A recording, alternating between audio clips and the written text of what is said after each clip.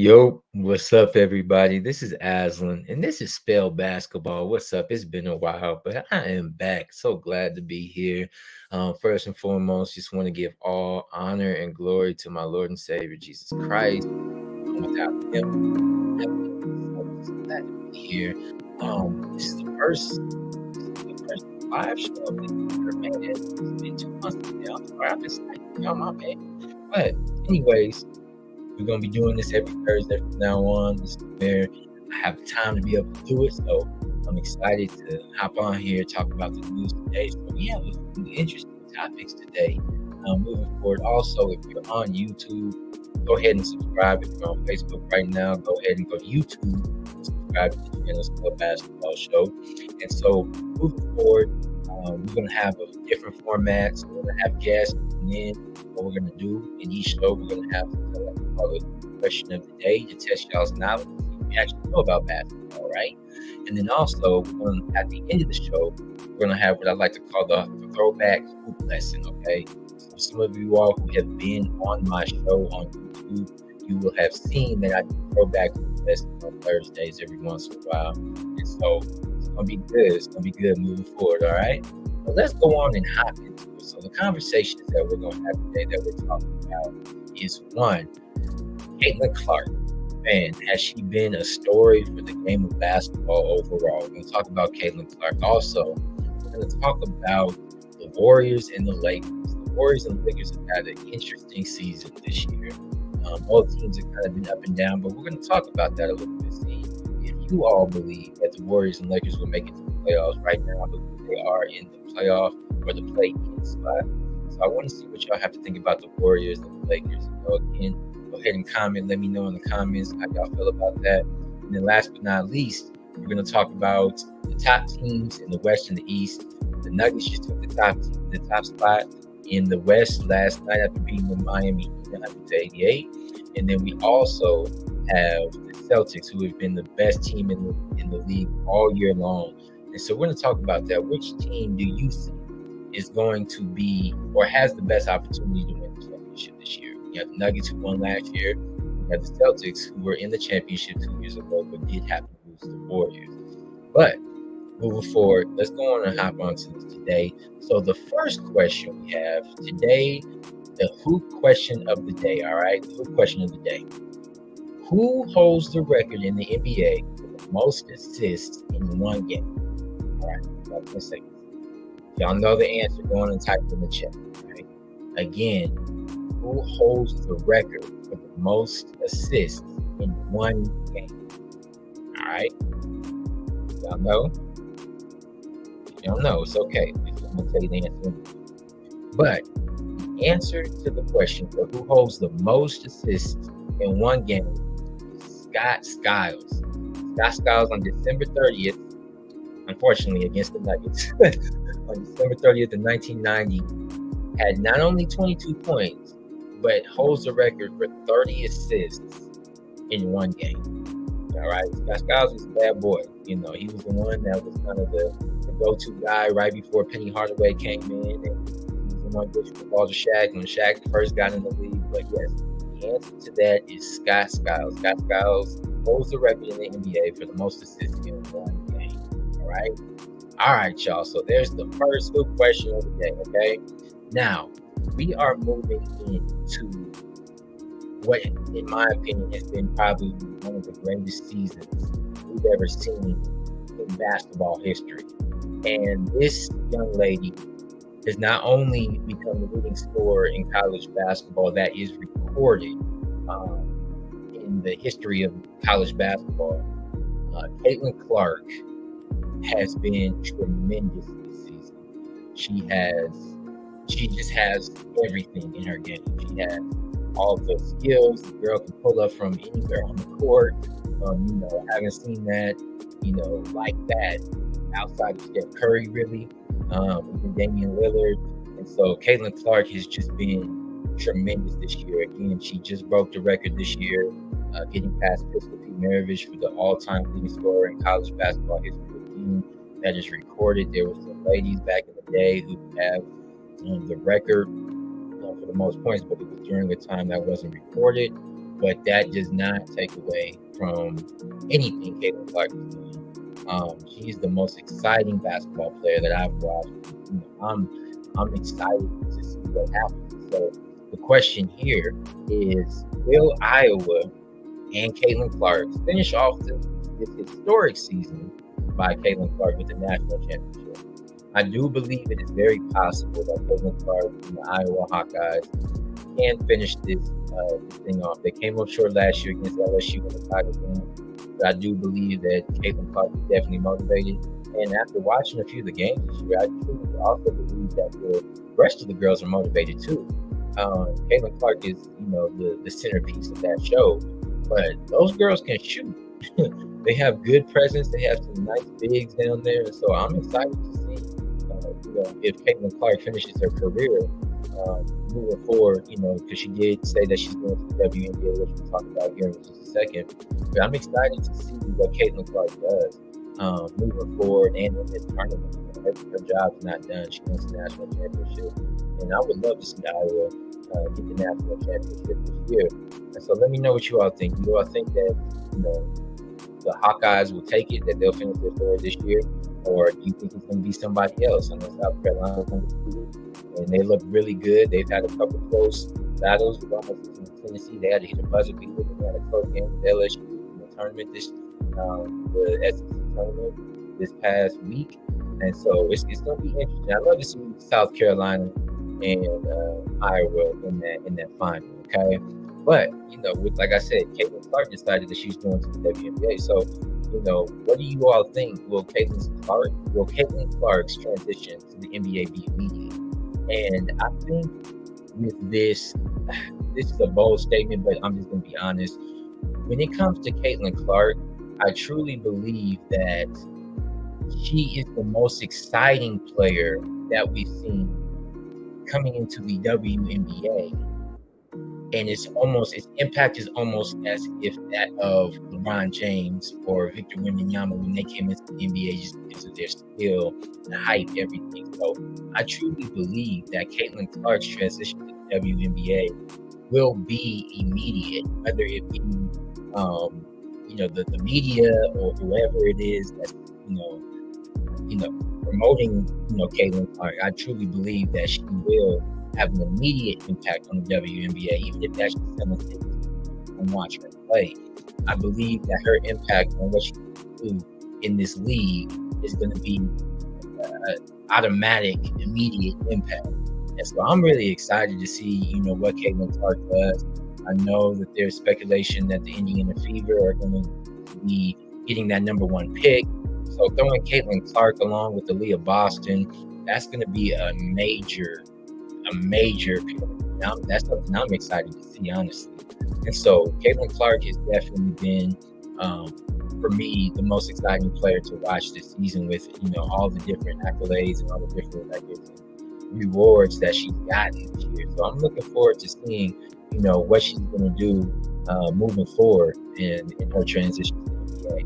But as we take a quick commercial break, what we're going to talk about next is, will the Lakers and Warriors be in the standings, and where will they be in the standings for the playoffs? Will they be in the play-in? Will they happen to make a run over these last 15 to 20 games to get into the playoffs? We don't know. We shall see. But that's what we're going to be talking about next. And so just enjoy this quick little promotion video real quick with Anthony Cotton. And then when we get back, we will talk about what the Lakers and Warriors will do when we return. This show is brought to you by the Elevate Tour, where Anthony Cotton merges the live music performance and a powerful message in order to inspire students to elevate their mindset and life. If you would like to book Anthony Cotton, visit his website at justsayyes.org/Anthony-Cotton/. All right, we are back again. If you would like to book Anthony Cotton, go to his area and then go to that website and book him for your schools, your shows. He's a great motivational speaker, and so very necessary for the community, especially when it comes to kids. So if that is something you would like to do, again, go to his website and look for your school, your show, or for anything that you need that has motivation. All right. All right, so we're going on next, and what we are talking about next is the Lakers and the Warriors. Okay, and the Lakers and the Warriors have had an up and down season. They've shown flashes of brilliance, and then they've shown not so much flashes of brilliance. The Warriors kind of in the skid right now with Steph being out with the ankle injury. But let's go ahead and talk about the Los Angeles Lakers first, okay? So LeBron has done so much as he does every year. LeBron gives his all to the game. He truly is one of the best players to ever play this game. Top two in my book. Top three in my book. But this Lakers team has been very interesting this year. They have shown flashes of brilliance where they can come together. I watched when they played against the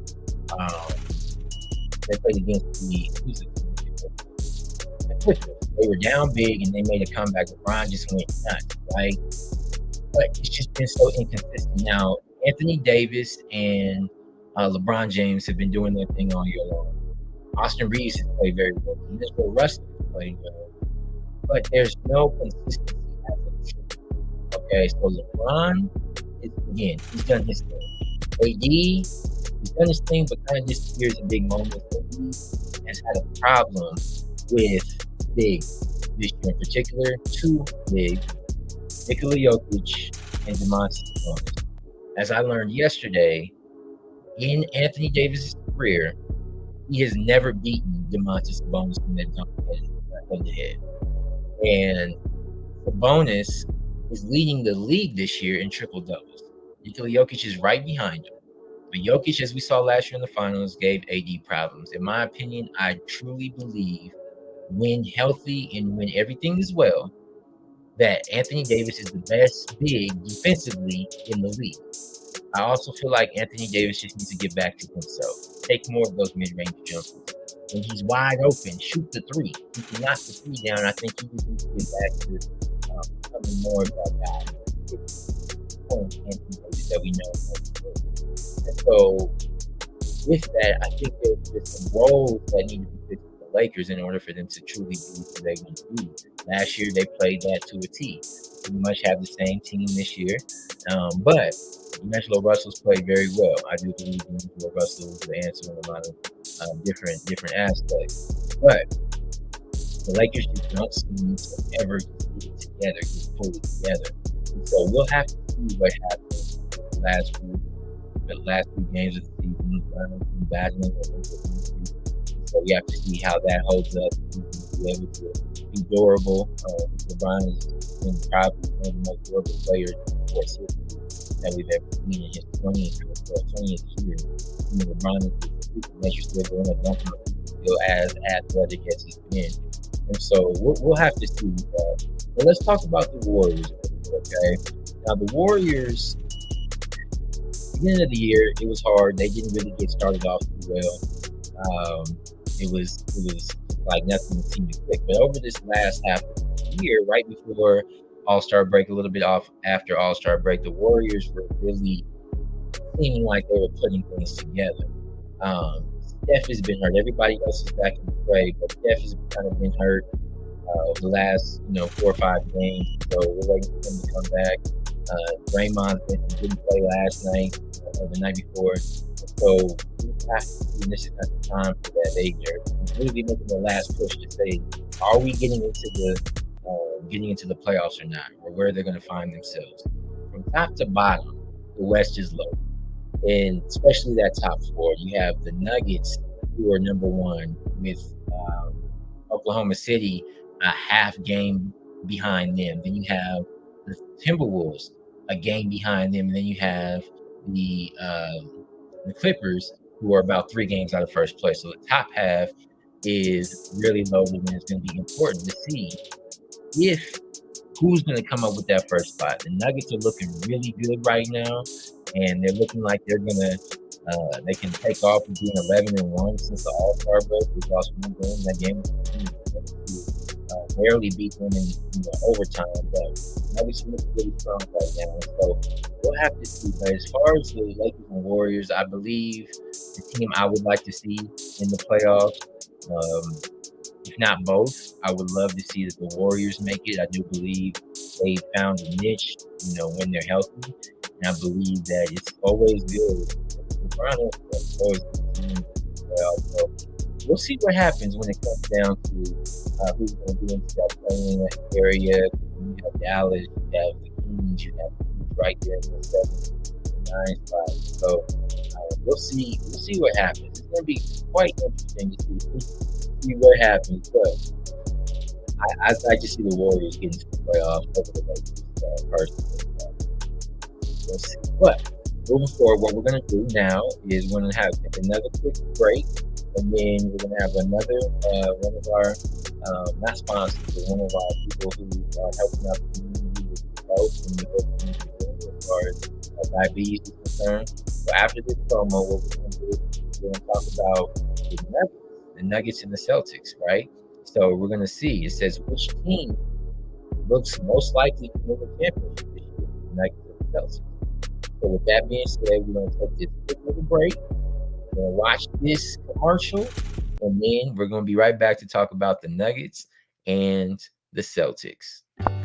Rollback Diabetes is a channel and a tool and a platform to provide you access to as much information and resources as possible on how to completely roll back and or manage diabetes better.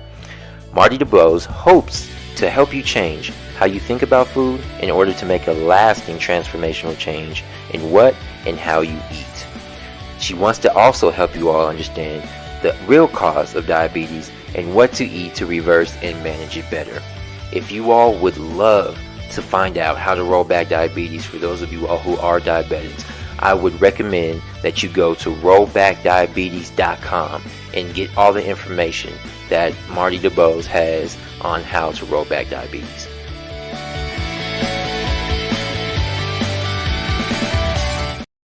All right, welcome back. Again, if you would love to learn more about how to roll back diabetes, whether you're type 2, type 1, whatever it might be, reach out, rollbackdiabetes.com. I am a partner with that. It's changed my life tremendously. So it all starts with the diet. It all starts with knowing what should go in your body and what should. Again, if you are diabetic or have been diagnosed with diabetes or pre-diabetic, whatever you want to, you've been diagnosed with that. I don't like claiming anything. Go visit that website and get the information and tune in to what Marty DeBose has to say about rolling back diabetes. Okay. All right. As we start to wrap up, this is the question I want to ask you all. This is the question that has been kind of going through as the Nuggets have come out strong after the All-Star break, after the Celtics have kind of been the best team record-wise all season long and the most consistent team. Which team most likely will win the championship this year, the Nuggets or the Celtics?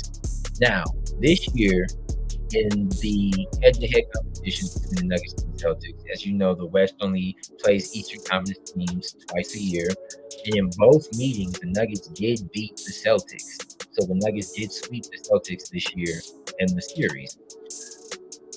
In those games, they were very close. The Nuggets, I believe, won the first game by 1 or 2, and then the last game they won by like 5 or 6 goals. So very competitive games, very playoff atmosphere-like games when it comes to the league this year. And so for the Celtics to get to the championship and for them to really do all that they can do and continue the great run that they're having, the Celtics are going to need Kristaps Porzingis. When Kristaps Porzingis plays, the Celtics are borderline unstoppable, except against the Nuggets. So Kristaps has kind of been out a few games this year, but he did happen to play against the Nuggets in both games. And so the first game they played, Kristaps came out hot, like he was winning everything, right? But then slowed down in the second half. Okay, Tatum had a decent game. Jaylen Brown had a decent game in that first game. But Murray, Jokic, Porter, Gordon, they just, in that cohesive unit that they have, they just overwhelmed the Celtics. And so when they came to Denver, it was just back and forth. The entire game was back and forth. So at the end of the game, the Nuggets were golden. right? He took over. Now, Jaylen Brown had a monster game against the Nuggets the last time they played. Denver didn't have an answer. Now, the one person that did kind of disappear in that game was Jason Tatum. Kristaps Porzingis wasn't really relevant in that game either. Drew Holiday had a great game, but it's a Denver and Boston. They match up very well. And so if it gets to the championship and it comes between the Celtics and the Nuggets, I could honestly see the Nuggets winning in 6, maybe 7. Okay, that's just my opinion. Last year we saw the Celtics just collapse, and they did not have a really good playoffs. They fought extremely hard throughout the entire time, having 2 series with Game 7. They had to come back against Philly and win Game 7, and then they were down 3-0 to a Miami team, and then had to come all the way back and almost force, did force a Game 7. But if Boston plays like that against the Nuggets in the playoffs, I don't see the Nuggets truly letting that happen or letting Boston get an edge on them like that. I believe the Nuggets are proven. I do believe also with having a championship, having the experience of what it takes to get the championship, I truly believe that the Nuggets will repeat this year. And the West is loaded. Denver has had problems with Oklahoma City all year. Denver has, they were beating the Clippers pretty much, but I think the Clippers beat them last time. And then Minnesota. Minnesota is another team that kind of gives them a problem. And so that top half is very dangerous. Okay, so we'll see what happens when we get to that point. But I do believe that this is going to be an amazing run to the championship in the playoffs this year. Like I said, from top to bottom, I do believe it's going to be an amazing run. I can do that. I think that Jokic is going to, show his dominance in this and show that, he can also be MVP again this year. The biggest thing that is so hard to guard Denver with is the simple fact that Jokic is such a great passer. The ball has to run through Jokic every single play, literally. And, as finesse as Jokic is, as you'll see right here on this clip, Jokic is not a soft dude. Jokic is a very big, strong guy. So look at that matchup. Porzingis can't guard Jokic down there. Jokic can't guard Porzingis, but Porzingis is on the wing. Jokic can't guard Porzingis on the wing. That's where, Porzingis comes in clutch, and we'll have to see how that goes. But I believe that this is going to be an amazing playoffs this year. Again, I have the Nuggets taking it again this year, going back to back. I think it's going to be super exciting to see, if Jokic gets his third MVP this year. Right now, I think he's, up there to get it. And if he doesn't get it, I do believe we have a guy in Oklahoma City that can definitely get his first MVP. And Shai Gilgeous-Alexander, who's had an amazing year. You see Luka Doncic have an amazing year as well. And, Giannis is going to be Giannis. But right now, I do see Jokic as the front runner for MVP. And again, one of those other people, depending on how they finish off the year, I do believe Domantas Sabonis should be in talks, for an MVP or at least most improved player. Again, Domantas Sabonis is leading the league in triple doubles this year. And so without him, the teams would not be where they're at. So I do believe that he should be in the talks as far as most valuable player of the year, at least top 5. That's just my opinion. As always, I give my opinion. I want to hear what you all have to say as well. So right now, as we wrap up this show, first of all, I want to thank y'all for tuning in. But we got Throwback Hoop Lesson, okay? We have the Throwback Hoop Lesson real quick. And so this is a good one. This is my favorite players. Another person I love watching. I just love watching. But this is the Throwback Hoop Lesson of today. There are many NBA players who are known for their mouthpiece, also known as talking stuff. There's one player in particular that not only talked the talk, but also walked the walk. In Game 1 of the Eastern Conference Finals in 1995, the Indiana Pacers found themselves down 105-99 when their clutch player, Reggie Miller, would come through. With 9 seconds left remaining in the game, not only would Reggie Miller bring them within 3, but the Indiana Pacers would get a steal, getting the ball to Reggie, who would tie the game up. As Madison Square Garden was shocked, not only were the Knicks unable to capitalize, but Reggie Miller also went to the free throw line, hit 2 free throws, and won the game. Reggie Miller finished the game with 8 points in those final 9 seconds. And not only did they steal game 1 of the 95 Eastern Conference Finals, but Reggie definitely let all of Madison Square Garden know what he had just done, and also his nemesis, Spike Lee. All right. There is the throwback hoop lesson. Reggie, he gave the Knicks some problems. Okay, he gave a lot of people problems, but the Knicks and Reggie, wasn't pretty, right? But again, I want to thank y'all for tuning in today. This was a great show. Again, we will be back next Thursday, and so when we come back next Thursday, maybe I'll have a guest next week. We'll have to see. I might have a guest on next week, but I saw in the chat that the MVP is Jokic to lose, and I agree. I don't think I think over these last few games, that he's definitely going to step up and be that guy for sure. But this is Spell Basketball. Again, if you have not subscribed to the YouTube channel, Spell Basketball Show, go ahead, go right now, subscribe. Okay, where I'm at this from my content set. So when I do my live shows, of course, I'll be on Facebook Live. I'll be back on Instagram Live next week. Again, thank you so much. I give all praise and glory, honor to God. But I'm Aslan Williams, Spell Basketball with the stats and all that. I will see y'all next week.